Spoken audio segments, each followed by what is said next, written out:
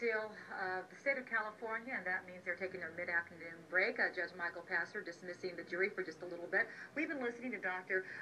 Nader Kamangar. He's a pulmonary critical care and sleep medicine specialist from UCLA Medical Center, and you're watching the California Nonstop's gavel-to-gavel commercial-free coverage of the Conrad Murray trial. I'm Lucy Nolan, joined by our legal analyst, Ed Navarro, and Ed's got a lot to say, but first we do have some breaking news we want to bring you up to date with, and we've got News Chopper 4 over the scene right now. What you're looking at is Seal Beach. This is what we know has happened. 6 people have died. 3 others are injured. A shooting happened at a hair salon right around 1:30 in the 500 block of the Pacific Coast Highway. Now, the salon's name is Salon Meritage. The 3 victims in the hospital, from what we understand, are in critical condition. You can see a lot of emergency personnel at the scene right now. Basically, witnesses are saying that it just caught everyone off guard. People started running outside to see what was happening, and it was just a bizarre scene, says one of the witnesses in the area.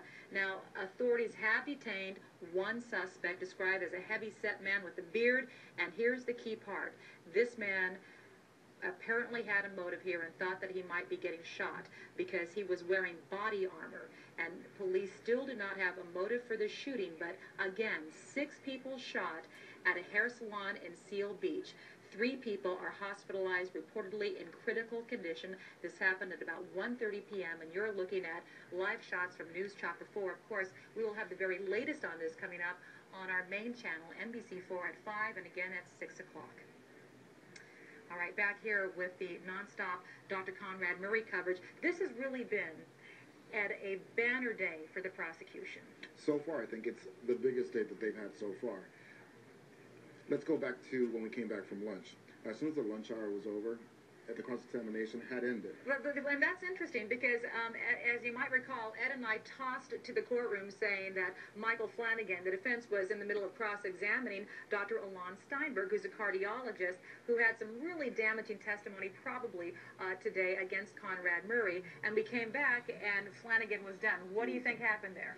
They probably had a lunch break. They talked about what had happened, that they weren't getting the answers that they thought they were going to get, that perhaps they weren't as prepared as they thought they were going to be prepared, like reading the transcripts, getting the language properly down, and they just weren't getting the answers that they thought they were going to get. So they were stopping the bleeding. So let's stop the bleeding now, and let's get in there and get some cross-direct, which is what the prosecutor did, and then the follow-up was very basic and minimal. So they knew they had to, like you say, cut the bleeding. I think they did a good job of that. You know, it was very interesting. Dr. Alon Steinberg is a cardiologist that did a review of this case, and that's him on the stand right there, for the California Medical Board. And he basically said that Michael Jackson died due to the gross negligence of Dr. Conrad Murray. And he went through 6 separate and distinct extreme deviations from standard of care. And basically he said off the bat, propofol was not medically indicated, meaning you don't use it to put somebody to sleep. And then the list goes on. And it goes on. We talk about propofol being in the home. We talk about not having the right medical equipment. And he went through a whole litany of things as to what he should have. The right personnel, not being able to take notes for different reasons. And so, yeah, they went through it. And they used Dr. Steinberg to establish those 6 principles that caused the extreme deviation in standard of care. And now they're using Dr. Kamangar to do the same thing. He's going methodically through each one and telling them, well, even if we're in a hospital, we're going to still do all of this. And they used Dr. Steinberg particularly to note that you should never use that propofol for any type of treatment of insomnia or for resting. They're now bringing in the sleep physician, Dr. Kamangar. He's going to talk about how he's used it for sedation, but I can assure you that he's going to say, we never use it for insomnia. Now, one of the things that you and I talked about during the break was how the defense is bringing forward this report that they keep talking about, or this article that was done in China in 2010. One of the things that you and I had discussed is I think it's a very weak decision on their part to bring out a report from China that, 1, was experimental, 2, China has different standards of medical care than we do, 3, that was performed a year later after the death of Michael Jackson, and that probably was as a result of the death of Michael Jackson. I wonder, though, whether the defense knew the prosecution had this in their pocket. Because the prosecution, David Walgren, did talk to Dr. Alon Steinberg about this particular study. So I'm wondering whether the defense thought, well, if we just cut it off at the pass, maybe the damage will be less. But you know, I think it's the defense that brought up the article.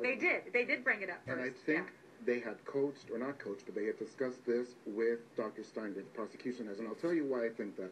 When Dr. Steinberg was talking about the 2010 article, he reduced it to saying, I did some research on the internet and I came across it in August of this year.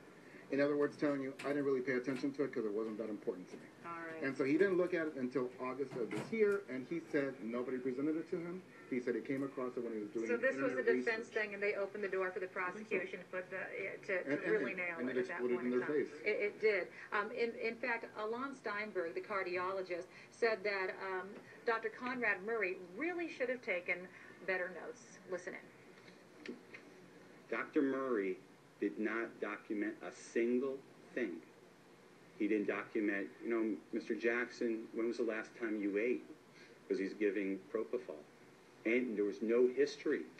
There was no vital signs documented. There was no physical exam. There was no informed consent, meaning, Mr. Jackson, do you know I'm giving you this powerful medication, unmonitored? Do you understand the risks and benefits? He didn't have one single vital sign while giving this medication. We always write down what medications we